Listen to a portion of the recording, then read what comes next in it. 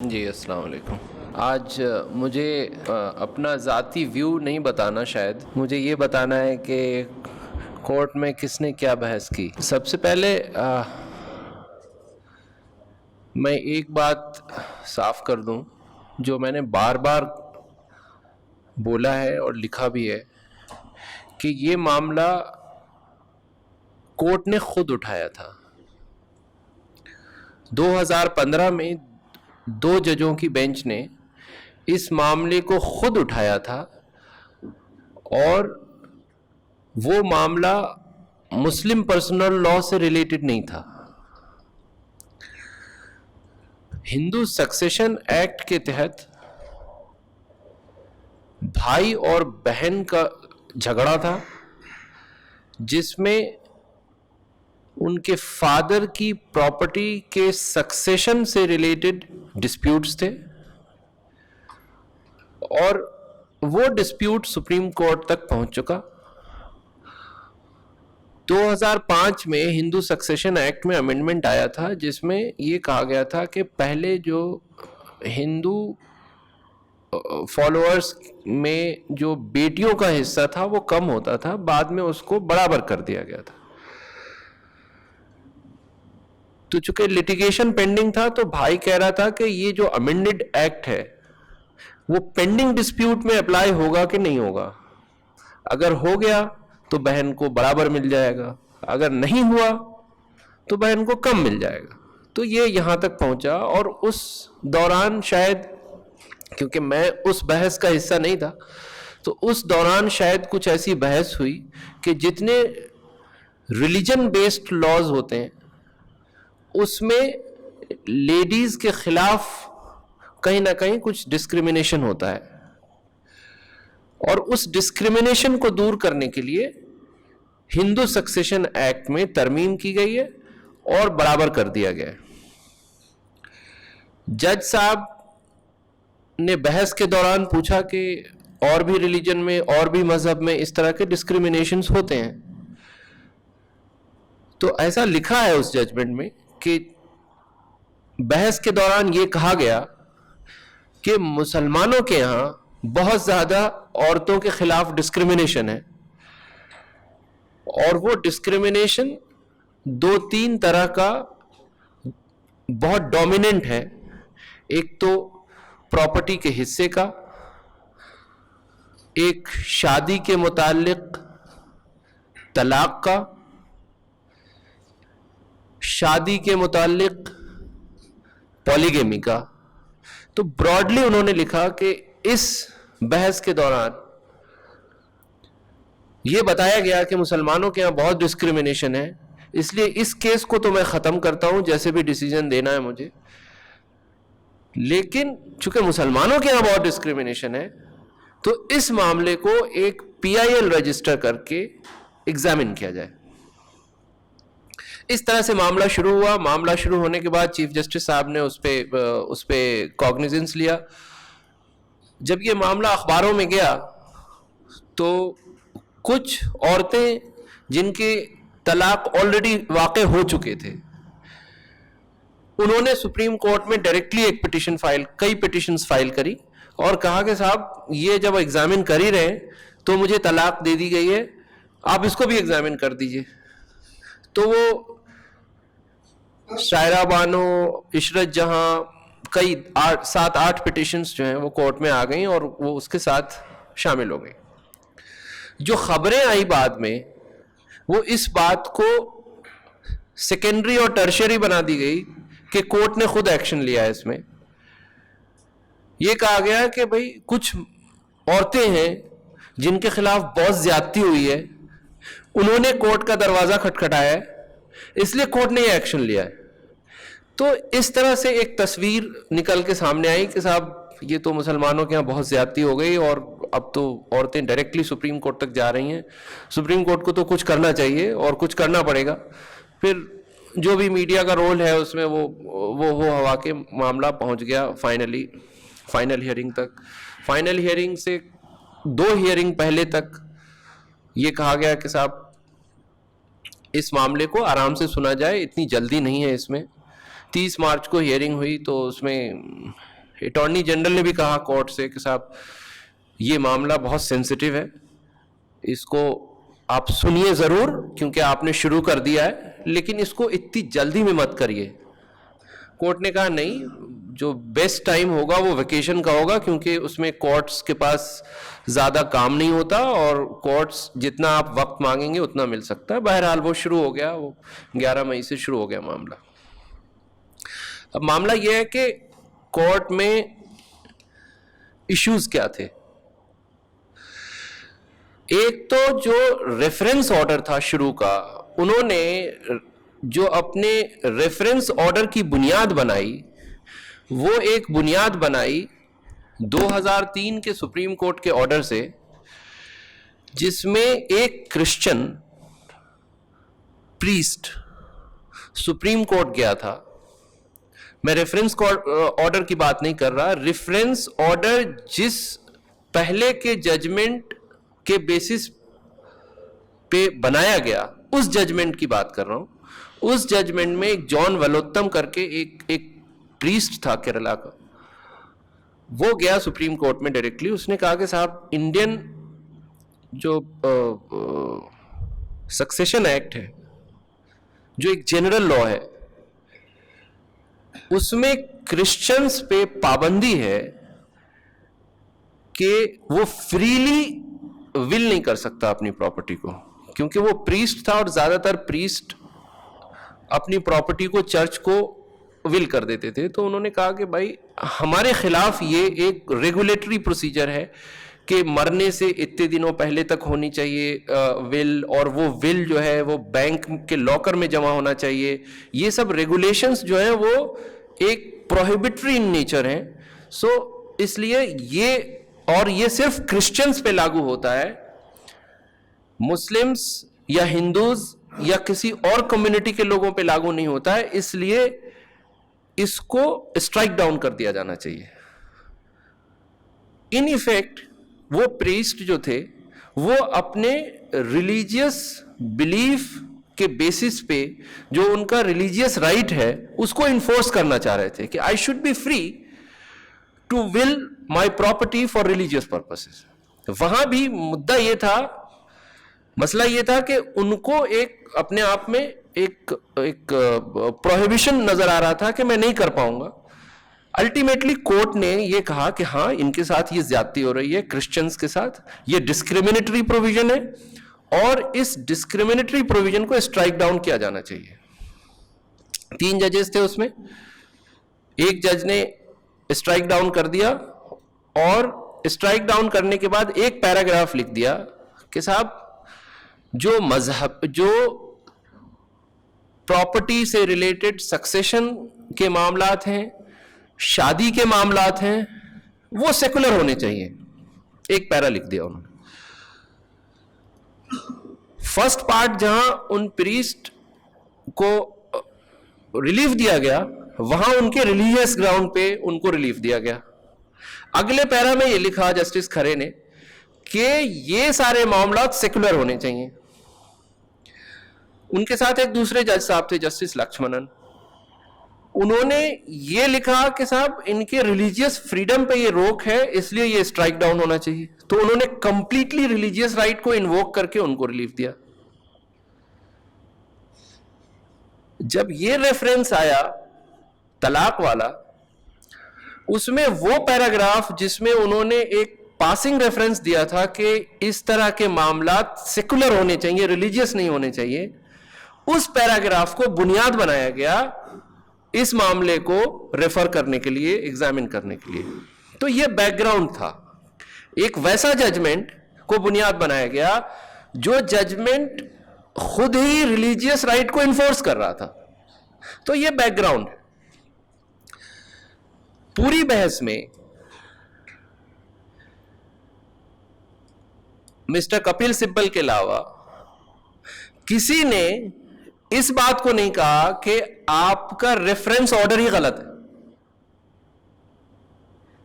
Court کے سامنے یہ بات نہیں پہنچی. بہرحال وہ بعد میں آئے گی بات, لیکن اب مسئلہ یہ ہے کہ کورٹ نے اپنے کیا پیرامیٹر سیٹ کیے جب یہ معاملہ آگے بڑھا. ریفرنس آرڈر میں یہ تھا کہ پالیگیمی, مینٹیننس, میٹریمونیل ایشوز, یہ سارے ایگزامن کیے جائیں. اور یہ بھی لکھا کہ مسلمز میں ہوتا ہے, لیکن یہ نہیں کہا گیا تھا کہ صرف مسلمانوں کے ریلیجیس معاملے کو ایگزامن کیا جائے. وہاں پہ انڈیکیشنز مکسڈ تھے. مکسڈ انڈیکیشن یہ تھے کہ اگر آپ چاہیں تو صرف مسلمانوں کے ایشو کو کر لیں, اور اگر آپ چاہیں تو یونیفارم سول کوڈ کی بات کر لیں. جب یہ معاملہ پہنچا تو انہوں نے کہا نہیں صاحب, مسلمانوں کے معاملے کو صرف دیکھیں گے.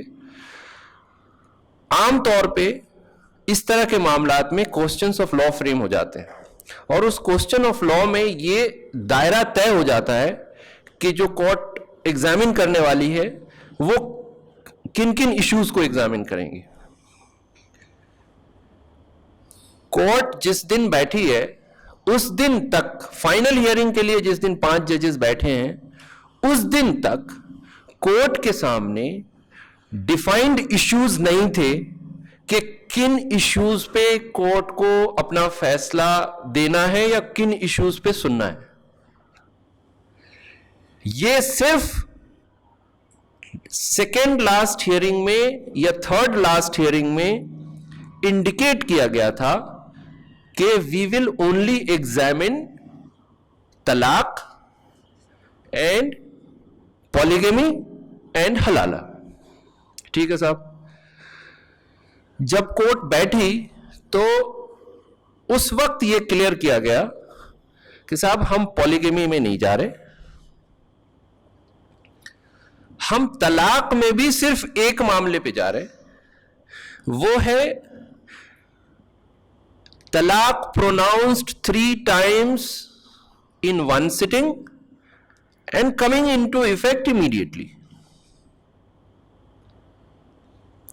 تو جب ہیئرنگ شروع ہو گئی تب یہ کلیئرٹی آئی کہ ہمیں کرنا کیا ہے. یہاں پہ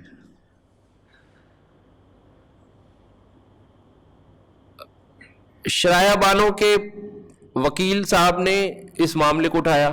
سب سے پہلے انہوں نے بحث شروع کری, پھر انہوں نے اننت گروور صاحب نے بحث کری, پھر اندرا جے سنگھ نے بحث کری, پھر سلمان خورشید صاحب نے بحث کری. جو پہلے وکیل صاحب تھے امیت چڈھا صاحب, انہوں نے شرائع بانوں کے لیے جو بحث شروع کری تو انہوں نے کوئی فیکٹ نہیں بتایا کورٹ کو کہ جو پٹیشنر ہے شرائع بانوں اس کے فیکٹس کیا ہیں,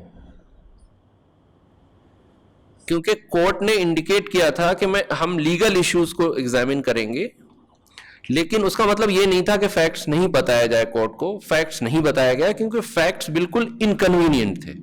فیکٹس یہ تھے کہ ان کے بہت سیریس ڈسپیوٹس اینڈ ڈفرینسز تھے وائف ہسبینڈ میں. 2 سال پہلے وہ لیڈی اپنے ہسبینڈ سے الگ ہو چکی تھی. ان کے 2 بچے تھے, وہ دونوں بچے فادر کے ساتھ رہ رہے تھے کیونکہ انہوں نے رکھنے سے منع کر دیا. ان کے فادر نے بچوں کو ہسبینڈ کے پاس پہنچا دیا. ان کو ہسبینڈ نے ریسٹیٹیوشن آف کانجوگل رائٹس کی ایک پٹیشن ہوتی ہے کہ اگر دونوں پارٹی میں سے کوئی ایک چھوڑ کے چلا جاتا ہے تو کورٹ سے یہ کہا جاتا ہے کہ آپ آرڈر پاس کیجئے کہ وہ ہمارے ساتھ آ کے رہیں. تو ہسبینڈ نے یہ پٹیشن فائل کری تھی کہ میری بیوی چلی گئی ہے, ان کو یہ ڈائریکشن دیا جائے کہ وہ ہمارے ساتھ آ کے رہیں. اس کو انہوں نے ایک طرح سے کنٹیسٹ کیا اور انہوں نے کہا کہ یعنی ایک امپریشن دیا کہ ہمیں نہیں جانا شوہر کے پاس. جب انہوں نے یہاں پٹیشن فائل کری تو اس میں انہوں نے ایلیگیشنز جو لگائے ہسبینڈ کے خلاف, وہ ایلیگیشن یہ لگائے کہ ہمیں ڈرگس دیے گئے, شوہر نے ہمیں ڈرگس دیا تاکہ میری میموری فیڈ ہو جائے, ڈومیسٹک وائلنس کیے گئے, ڈاوری ڈیمانڈز کی گئیں. وہ سارے ایلیگیشنز جس کے لیے پرسنل لا, مسلم پرسنل لا کے علاوہ ریمیڈی اویلیبل ہے. لیکن انہوں نے کوئی ایسی ریمیڈی کو اویل کرنے کی کوشش نہیں کری, سیدھا سپریم کورٹ میں انہوں نے پٹیشن داخل کری. وہ ایک بہت ہی ریلیونٹ فیکٹ تھا جس کی بنیاد پہ سپریم کورٹ میں ڈائریکٹ کوئی پٹیشن فائل کرنے کا کوئی جسٹیفیکیشن نہیں بنتا تھا, لیکن انہوں نے بہرحال کیا. یہ فیکٹ کورٹ کو بتایا نہیں گیا. جب کورٹ کا ریفرنس آیا ہے اس سے کچھ دنوں پہلے ان کے ہسبینڈ نے یہ طلاق نامہ بھیجا 3 پیج کا, اس میں ساری چیزیں کہی گئی کہ یہ بیک گراؤنڈ ہے, یہ ہسٹری ہے, اور اس بیک گراؤنڈ میں میرے پاس کوئی آپشن نہیں ہے سوائے اس کے کہ میں آپ کو طلاق دے دوں. اس طلاق نامے کو اس لیڈی نے چیلنج کیا تھا. ان کی بیسک بحث یہ تھی کہ قانونی طور پر ہندوستان کے قانون کے حساب سے ہر عورت کو ایکویلٹی ہونا چاہیے اور ایکول پروٹیکشن آف لا ہونا چاہیے. ایکول پروٹیکشن آف لا کا مطلب یہ ہے کہ اگر کسی ہندو لیڈی کو یا کرسچن لیڈی کو کورٹ کے مداخلت کے بعد ہی طلاق مل سکتی ہے تو مسلمانوں کو بھی ویسے ہونا چاہیے. نمبر 1. نمبر 2, یہ اس لیے بھی, اور یہ جو بحث تھی ان کی وہ بہت حد تک سینٹرل گورنمنٹ کی بحث سے ملتی جلتی ہے. دوسری بات یہ کہ اگر کانسٹیٹیوشن میں ریلیجن کا پروٹیکشن ہے تو ریلیجن کے پروٹیکشن کا مطلب یہ نہیں ہوتا کہ آپ میٹریمونیل ایشو کو ریلیجیس پریکٹس بنا کے آپ کورٹ میں پروٹیکشن مانگیں. یہ دوسرا ان کا معاملہ ہے. تیسرا معاملہ یہ تھا کہ یہ ایسی پریکٹس ہے جو عام طور سے زیادہ تر مسلم ممالک میں بین کر دیا گیا. تیسری بحث یہ تھی کہ ایون انٹرنیشنل کنونشنز میں عورتوں کے حقوق اور ان کی برابری کو بہت زیادہ توجہ دی گئی ہے, اور اس پر ہندوستان سگنیٹری ہے, تو اس لیے اس بات کو نظر انداز نہیں کیا جا سکتا, اور ہمیں اس نظریے سے بھی اس سارے قانون کو دیکھنا چاہیے. موٹی سی بات یہ ہے کہ ان کا یہ ایک پورا اسٹینڈ یہ ہے کہ ہم ایک کانسٹیٹیوشنل لا پہ بیسڈ ڈیموکریسی ہیں, اور اس ڈیموکریٹک پروسیس میں کانسٹیٹیوشنل رائٹس ہیں, اور وہ رائٹس چاہے وہ ایکویلٹی کے ہوں یا لائف کے ہوں, رائٹ ٹو لائف ہو, وومن کی جو ڈگنیٹی ہے وہ ڈگنیٹی کو پروٹیکٹ کرنے کے لیے وہ سارے معاملات جس کی وجہ سے وومن کو ایک ڈفرینٹ گروپ میں رکھ کے ڈفرینٹ لا اپلائی کیا جاتا ہے, ان سارے کو ختم کر دیا جانا چاہیے.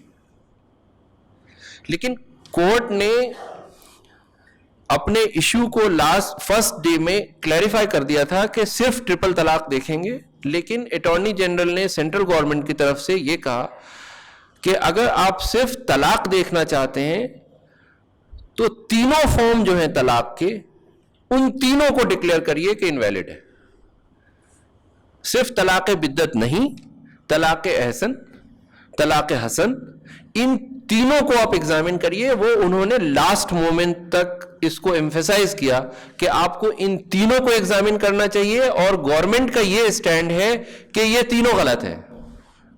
اس پہ کورٹ نے پوچھا بھی کہ دیکھیے مردوں کو طلاق دینے کا جو اختیار ہے وہ یہ 3 طریقے ہیں جو 3 طریقے عام طور سے جانے جاتے ہیں. اگر ہم ان تینوں کو ختم کر دیں گے, پارلیمنٹ کا بنا ہوا کوئی قانون نہیں ہے, ہم نے تینوں کو ختم کر دیا تو وہ ایک ویکیوم کریٹ ہو جائے گا, پھر آپ کیا کریں گے؟ تو انہوں نے کہا ہم قانون لائیں گے. کورٹ نے پوچھا کہ قانون جب لائیں گے تب آئے گا, لیکن ہم سے آپ یہ کہہ رہے ہیں کہ آپ ویکیوم کریٹ کر دیجئے, تو وہ کس حد تک جسٹیفائڈ ہے؟ جس کا ان کے پاس کوئی جواب نہیں ہے. لیکن وہ تو ایک ٹیکنیکل چیز ہے, لیکن یہ ہے کہ ان کا بیسک جو معاملہ تھا, جبکہ سینٹرل گورنمنٹ کی کوئی کا کوئی رول نہیں تھا پہلے, کیونکہ کورٹ نے خود اس ایشو کو اٹھایا تھا.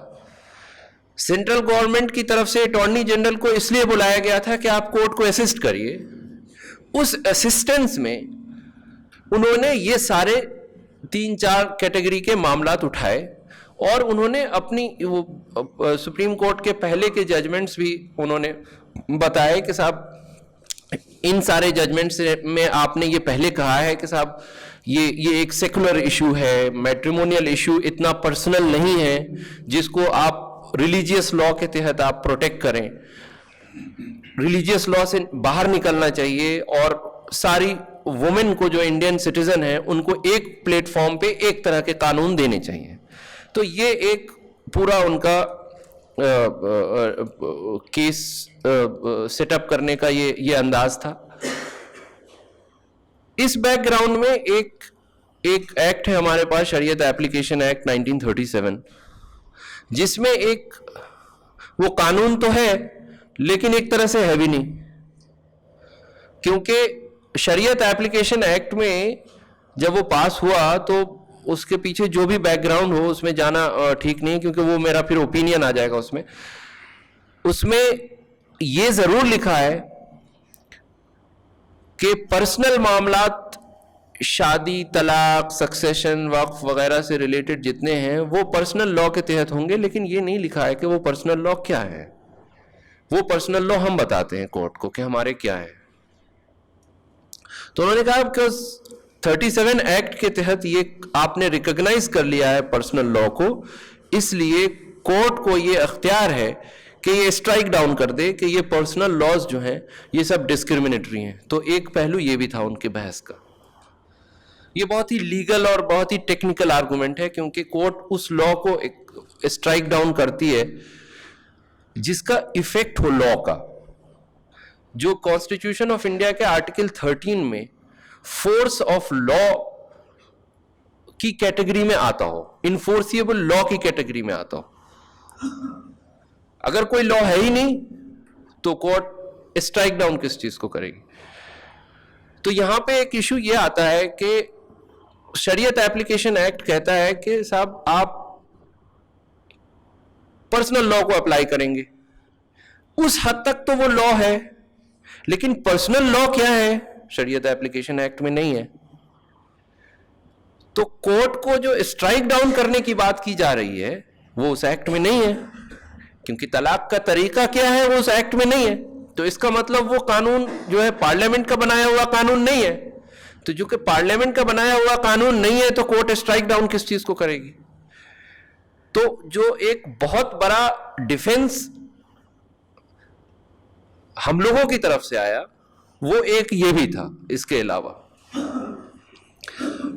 کہ وہ صرف ایک انیبلنگ پروویژن ہے.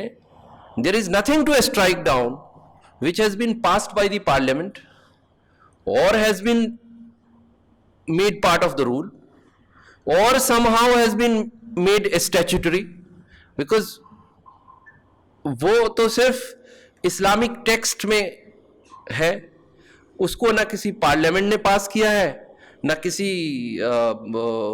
ایگزیکٹو نے اس کو نوٹیفائی کیا ہے. تو there is no law in the eyes of constitution. There is only law which is very personal in nature, اور وہ پرسنل لا ہے جو پرسنل لا کی کتابوں میں لکھا ہوا ہے. تو کورٹ کو جورسڈکشن نہیں ہے اس بات کا کہ پرسنل لا کے اندر مداخلت کر کے وہاں جا کے کہے کہ آپ کے پرسنل لا کو ہم اسٹرائک ڈاؤن کر دیں گے.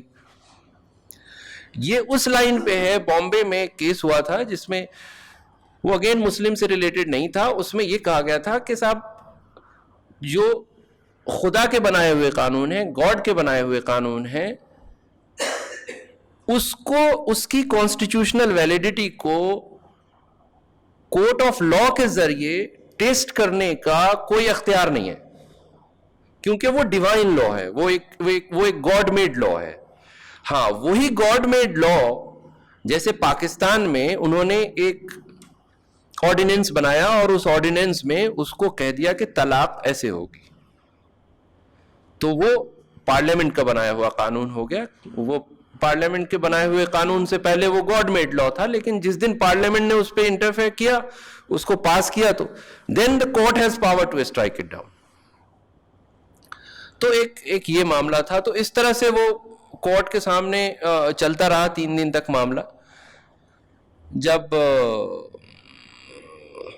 مسٹر سبل کو پرسنل لا بورڈ نے انگیج کیا ہوا تھا, اور مسٹر راجو راما چندرن تھے, مسٹر وی گیری تھے, یہ 3 لیڈ کاؤنسلز تھے اس میں جن کو ڈیفینڈ کرنا تھا اس پوزیشن کو.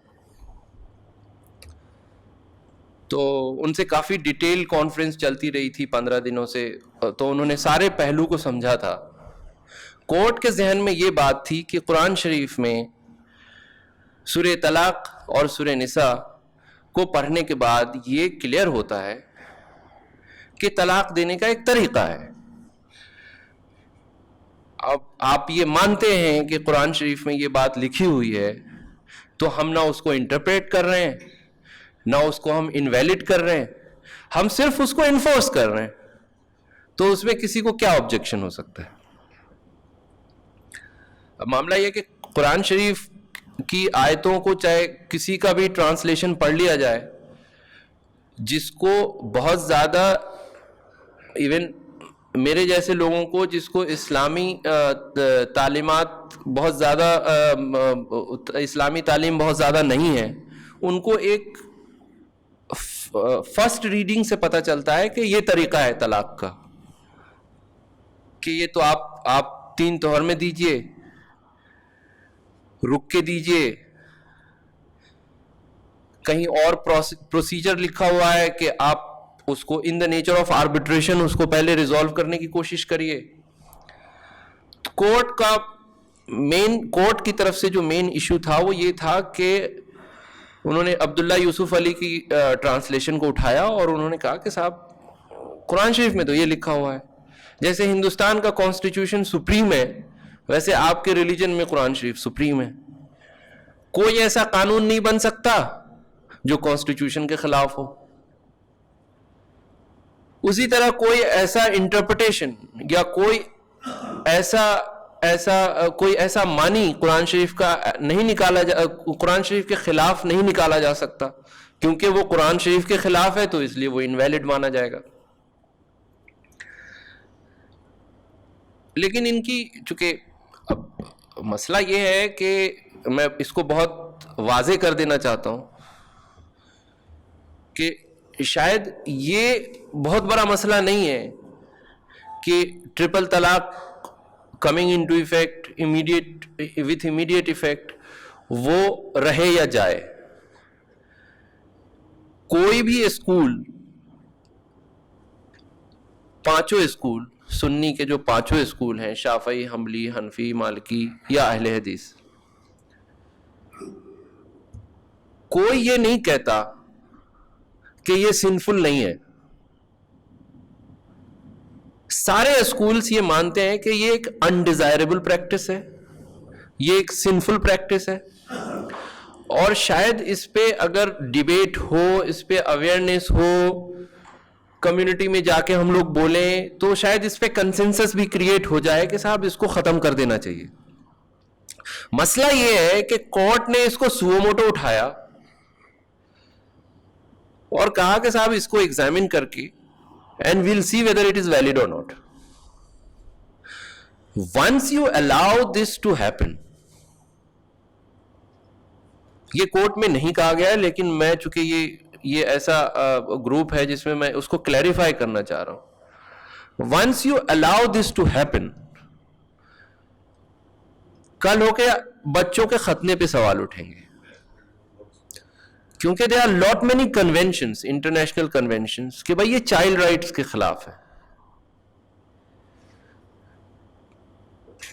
قرآن شریف میں لکھا ہوا ہے کہ بھائی عورتوں کو پراپرٹی میں ایک پرٹیکولر حصہ ملے گا, مردوں کو زیادہ ہے, لڑکوں کو زیادہ ہے, اس پہ سوال اٹھیں گے.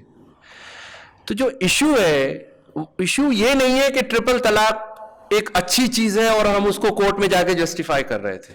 ایشو وہ نہیں ہے.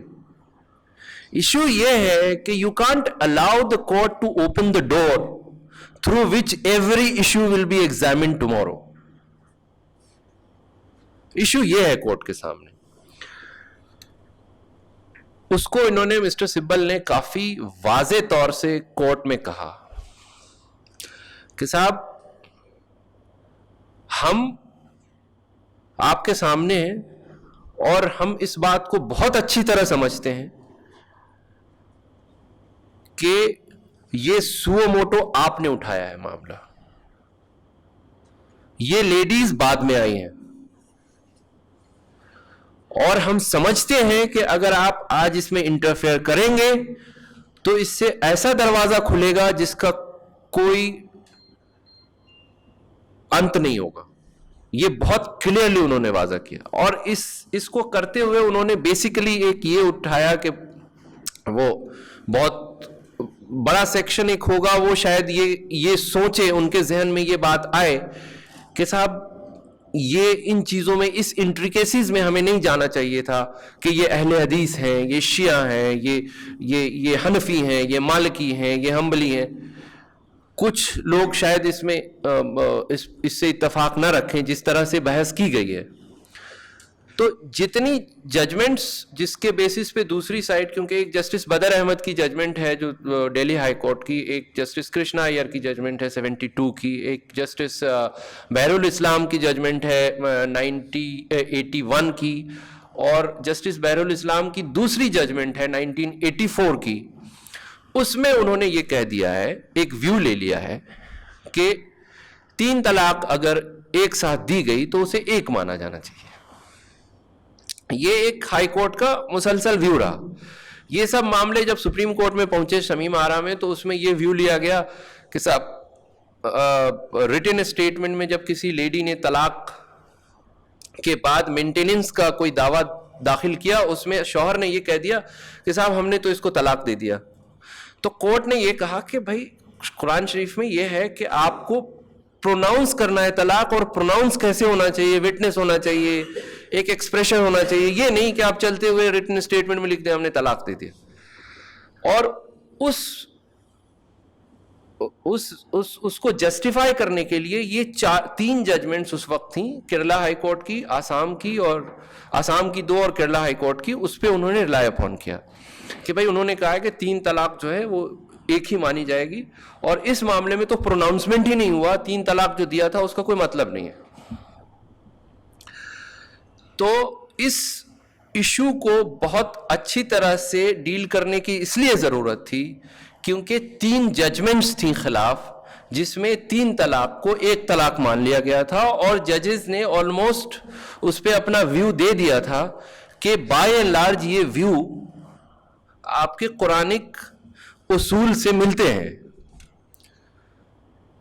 تو اس بیک گراؤنڈ میں یہ ضروری تھا کہ ان کو یہ بتایا جائے کہ ریلیجیس ڈینومینیشن کا مطلب صرف یہ نہیں ہوتا کہ آپ ایک ریلیجن کی ایک کتاب پکڑ لیں.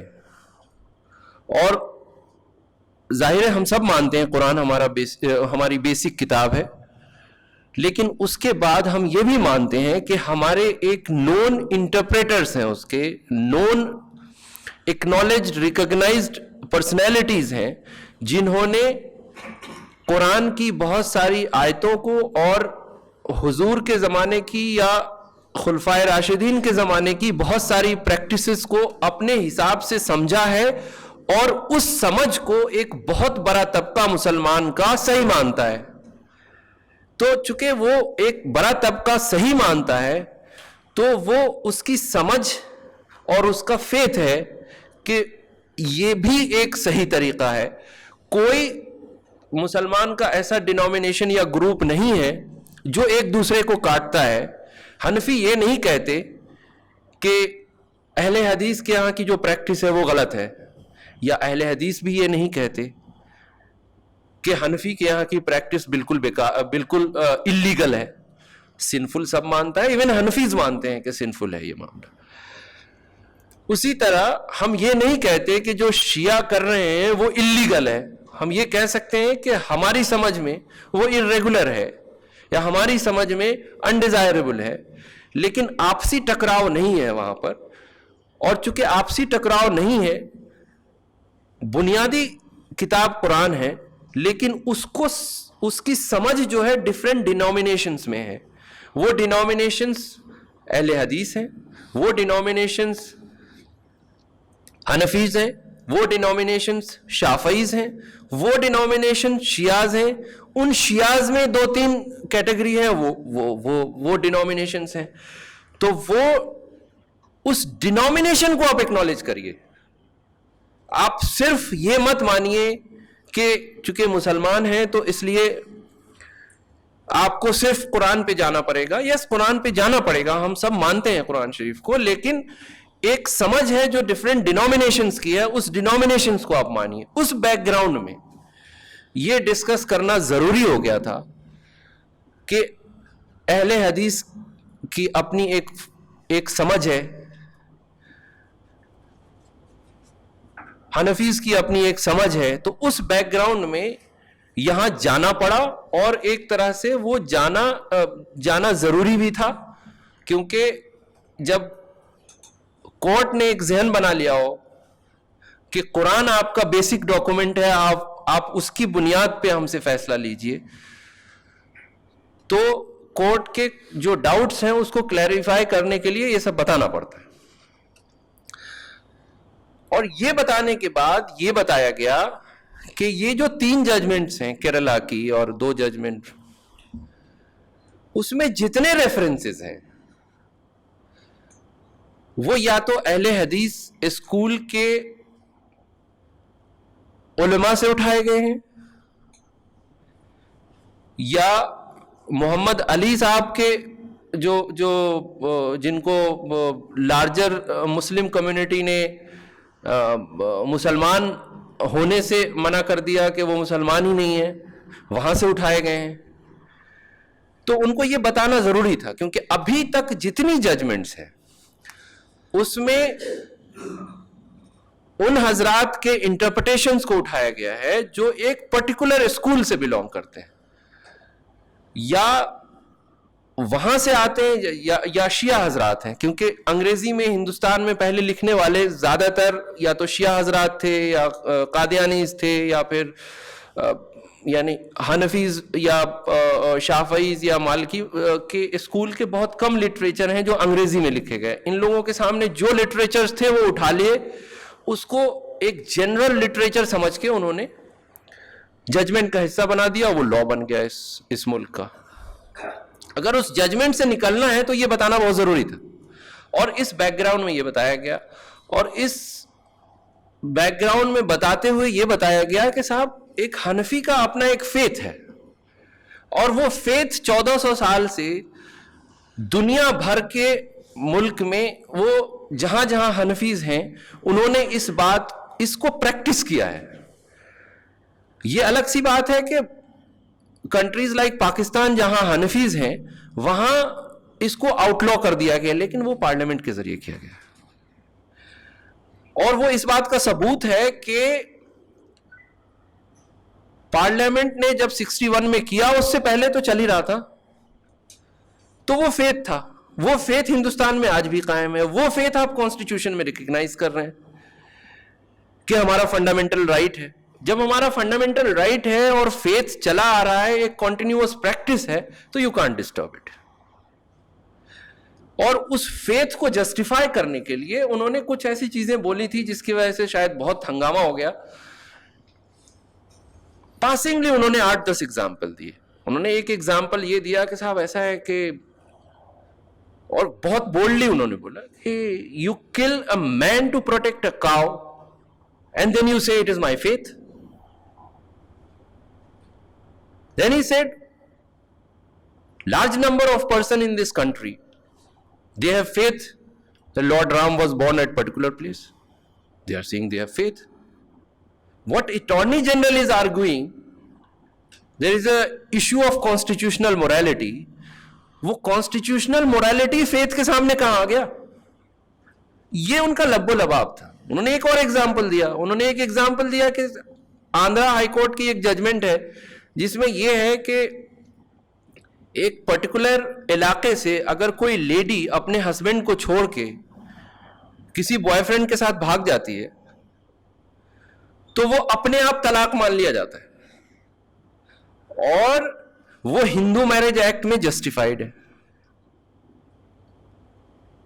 اس طرح کے ایگزامپلس دیے. انہوں نے کہا کہ یہ فیتھ ہے, اور اس فیتھ کو یہاں تو کم سے کم طلاق بولا جاتا ہے, لڑکی جا کے خلا لیتی ہے, وہاں تو وہ بھاگ جاتی ہے, وہ طلاق مان لیا جاتا ہے.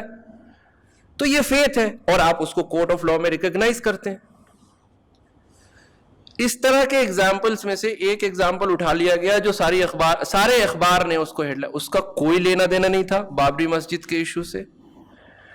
وہ صرف ایک ڈیلیبریشن تھا کہ صاحب you can't pick me and say your faith is wrong, and on the other hand you allow all kind of nonsensical faith to continue. This can't be done.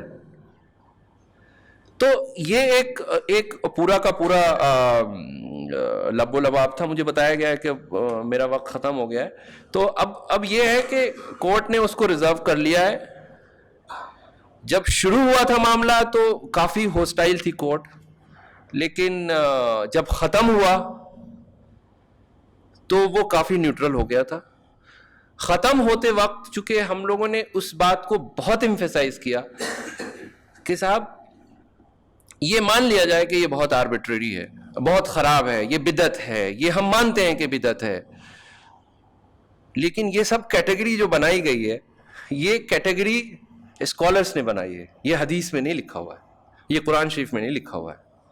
یہ 400-500 سال یا 300 سال کی کریشن ہے جو اسکالرس نے کہا کہ یہ احسن ہے, یہ حسن ہے, یہ بدعت ہے. قرآن شریف میں ایک ایشو ہے کہ آپ نے طلاق 3 بار دے دی تو وہ فائنل ہو جائے گا. ایک جگہ یہ لکھا ہوا ہے کہ صاحب آپ توہر میں دیجئے, 3 توہر میں دیجئے, لیکن وہاں بھی آپ 3 بار دیں گے تو فائنل ہو جائے گا. دوسرے کیٹیگری میں آپ نے 1 بار طلاق دی, 3 مہینے تک رجوع نہیں کیا, فائنل ہو جائے گا, لیکن 1 ہی بار دی آپ نے 3 طلاق. دوسرے والے معاملے میں آپ نے 3 طلاق 3 الگ الگ اسٹیج پہ دی. تیسرے والے معاملے میں جس کو ہم خود مانتے ہیں کہ بدعت ہے, اس میں ہم نے 1 ہی بار دے دی, لیکن فائنلٹی ہر جگہ ہے. تو اس بیک گراؤنڈ میں یہ کہا, اب پھر ایک ایگزامپل دیا گیا کہ صاحب اگر چونکہ مسلمانوں کے ہاں جو نکاح ہے وہ ایک کانٹریکچوئل ان نیچر ہے, اس میں فریڈم ہے. یہ ایک الگ بات ہے کہ سوسائٹی میں کچھ ایسے معاملات ہیں جس کی وجہ سے لیڈیز اسرٹ نہیں کر پاتی ہیں اپنے رائٹ کو, but she is free to assert and put that condition that I am excluding this practice of بدعت. تو لاسٹ میں انہوں نے یہ کہا کہ ایسا ہے کہ آپ کیا جو قاضی حضرات ہیں ان کو آپ ایک ایڈوائزری جاری کر سکتے ہیں کہ جب وہ نکاح پڑھائیں تو اس لیڈی کو اویئر کر دیں کہ بھائی آپ کا یہ حق ہے کہ یہ طلاق بدعت کو آپ اپنے نکاح نامے میں ایک کنڈیشن ڈالو کہ آپ کا شوہر نہیں ڈالے گا. اب چونکہ وہ ہم نے یہ کہا تھا بار بار کہ یہ لیڈی کا رائٹ ہے, اور ہمیں کہا گیا کہ آپ یہ ایڈوائزری جاری کر دیجئے. ظاہر ہے ہم we are not parliament, we are not government body, تو اس میں ہم نے کہا ہمیں کوئی اس میں دقت نہیں ہے, ہم بالکل ایڈوائزری جاری کر دیں گے. تو وہ ایک ایفیڈیوٹ تیار ہو گیا ہے, وہ فائل ہونا ہے. اس میں یہ لکھا گیا ہے کہ پرسنل لا بورڈ سارے قاضی حضرات, علماء حضرات جو بھی نکاح پڑھاتے ہیں ان کو یہ ایک ایڈوائزری جاری کرے گی کہ نکاح پڑھاتے وقت لڑکی کو یہ بتایا جائے کہ آپ کا یہ حق ہے کہ اگر ڈفرینسز اتنے زیادہ ہو جائیں کہ وہ طلاق تک پہنچ جائے تو اس سچویشن میں آپ یہ کنڈیشن رکھ سکتے ہیں کہ طلاق بدعت کا استعمال نہ کیا جائے. تو اور اس پہ ایک اسٹیپ اور لیا گیا ہے, اور اس میں یہ بھی لکھ دیا گیا ہے, وہ کل فائل ہو جائے گا, کہ جو قاضی حضرات ہیں جو نکاح پڑھائیں گے, کئی بار خطبے کے بعد کچھ تقریر بھی کرتے ہیں, تو وہاں بھی یہ کہا جائے, ہدایت دی جائے شوہر کو کہ صاحب اگر معاملات اتنے خراب ہو جائیں تو خدا کے واسطے یہ ایک انڈیزائربل پریکٹس ہے, یہ ایک سنفل پریکٹس ہے, آپ طلاق بدعت کا استعمال نہ کریں. تو وہ ایفیڈیوٹ فائل ہو جائے گا. تو یہ پورا کا پورا لب و لباب ہے پوری ہیئرنگ کا. جی شکریہ.